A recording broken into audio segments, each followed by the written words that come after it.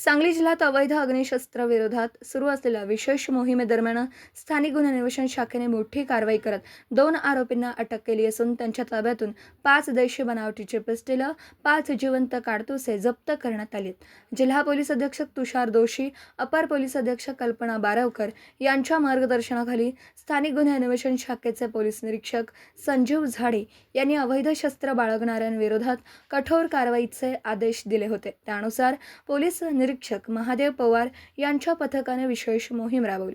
गोपनीय माहितीच्या आधारे मिरज शहरातील कमानवेस ते रमामाता नगर ऑक्सिजन पार्ककडे जाणाऱ्या रस्त्यावर 2 संशयित इसम पिस्टल विक्रीसाठी येणार असल्याची माहिती मिळाली होती. त्यानुसार पोलिसांनी सापळा रचून 2 संशयितांना ताब्यात घेतला.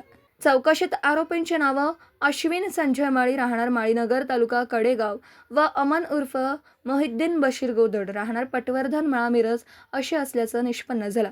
पंचासमक्ष झडती घेतली असता अश्विन माळी याच्या सॅकमधून 4 देशी बनावटीचे पिस्टल, 4 जिवंत काडतूस तर अमन गोदड याच्याकडून 1 पिस्टल व 1 जिवंत काडतूस जप्त करण्यात आला.